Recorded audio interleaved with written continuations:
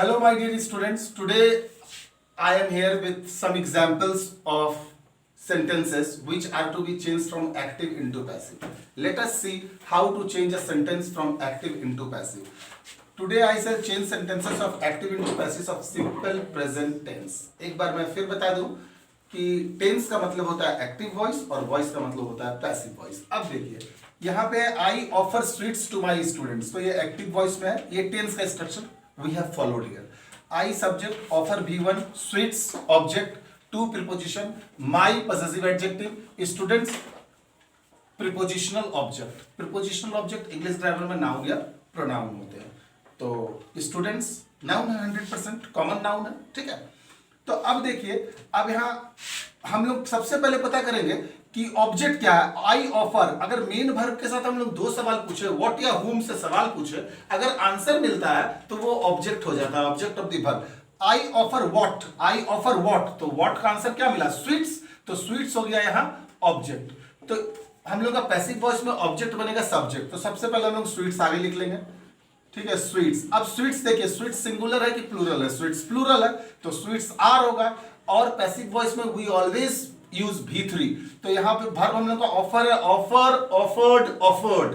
So sweets are offered. Offered के बाद एक प्रीपोजिशन आएगा बाय. आई था सब नॉमिनेटिव केस में, सब्जेक्टिव केस में तो आई था, ऑब्जेक्टिव केस में ये यूज होगा तो मी होगा. तो क्या बना, sweets are offered by me to my students. लेकिन ये बहुत यूनिक नहीं लग रहा है, तो what should we do, we should by में जो है इसको अंत में कर देते हैं. ठीक है, तो it will be unique, it will be nice. Sweets are offered to my students, to my students by me. ये हो गया. ओके, अब देखिए सेकेंड सेंटेंस. यहां देखिए एडवर्ब ऑफ निगेशन आया, नॉट. मींस ये क्या है, सिंपल प्रेजेंट टेंस का नेगेटिव स्ट्रक्चर है. ठीक है, she does not eat A chocolate. She does not eat, verb क्या है, ईट है, ईट, एट, ईटन. तो शी डज नॉट ईट, ईट क्या नहीं खाती है भाई, व्हाट, ईट व्हाट. तो ईट आ चॉकलेट, तो आ चॉकलेट आपका ऑब्जेक्ट हो गया. तो सबसे पहले ऑब्जेक्ट बनेगा सब्जेक्ट. तो ऑब्जेक्ट को आगे लाते हैं हम लोग, a chocolate, a chocolate. A chocolate singular है तो यहां पे इज आएगा, a chocolate is not. Verb का तीसरा फॉर्म आएगा eaten. A chocolate is not eaten by. See देखिए, सी नॉमिनेटिव केस में है, लड़की के लिए ऑब्जेक्टिव केस हर हो जाता है, bye her. A chocolate is not eaten bye हर. इस तरह इस सेंटेंस का पैसिव ये बना.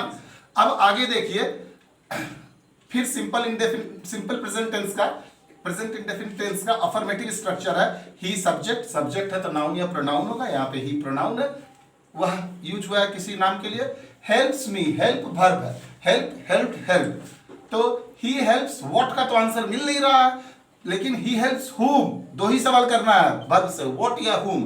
तो हुम जब बोलते हैं तो मी आंसर आता है, तो मी क्या हो गया, ऑब्जेक्ट हो गया. तो मी ये है ऑब्जेक्टिव केस में. जब ये सब्जेक्टिव केस में होगा तो आई आ जाएगा.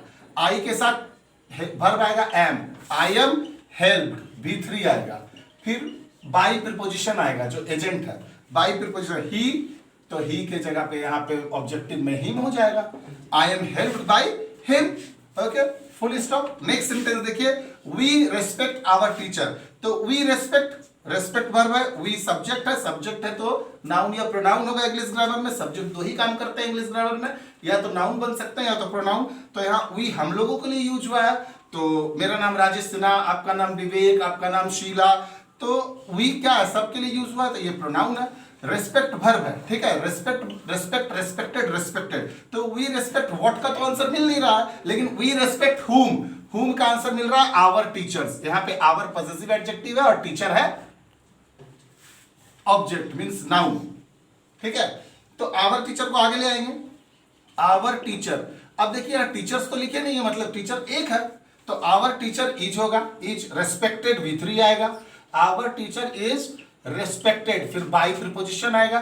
बाई किसके द्वारा क्या जाता है, वी. तो वी तो ये नॉमिनेटिव केस में है, सब्जेक्टिव केस में सब्जेक्ट के रूप में यूज हो रहा. जब वो ऑब्जेक्ट के रूप में यूज होगा तो ये अस हो जाएगा. हम लोगों के द्वारा शिक्षक को सम्मान दिया जाता है. ठीक है, लास्ट सेंटेंस देखिए, दे गो टू स्कूल. ठीक है, तो दे गो, व्हाट या हुम तो मिल नहीं रहा. या दे गो व्हाट भी नहीं मिल रहा, whom भी नहीं, दे गो वेयर का आंसर मिल रहा है, तो ये तो ऑब्जेक्ट होगा नहीं, ठीक है, ये तो ऑब्जेक्ट ऑफ द वर्ब नहीं है। स्कूल क्या है, ऑब्जेक्ट ऑफ प्रीपोजिशनल ऑब्जेक्ट है, टू का ऑब्जेक्ट है।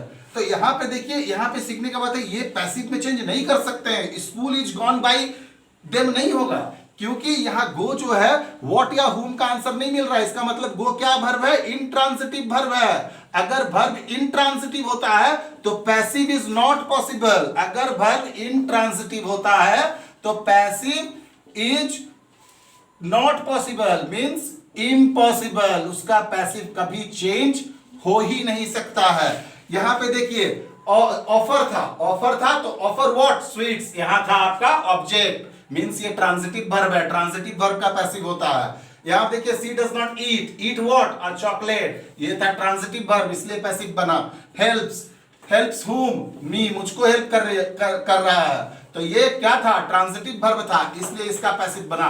रेस्पेक्ट whom, आवर टीचर, ये कौन सा वर्ब था, ट्रांजिटिव वर्ब था, इसलिए पैसिव बना। लेकिन गो कैसा वर्ब है, गो इंट्रांजिटिव वर्ब है and passive is not possible for intransitive verb. तो आज का सबसे important part of the lesson है कि passive is possible only with transitive verbs. अगर वर्ब्स ट्रांजिटिव होगा तो पैसिव बनेगा एक्टिव का, अगर वर्ब्स इंट्रांजिटिव होगा तो पैसिव कोई भी हालत पे नहीं बनेगा। तो सबसे पहले अगर पैसिव बनाने दिया जाए आप लोगों को, तो you should find out whether the verb is transitive or intransitive. If the verb is transitive, passive voice is possible, and if the verb is intransitive, passive voice is impossible. So thank you children.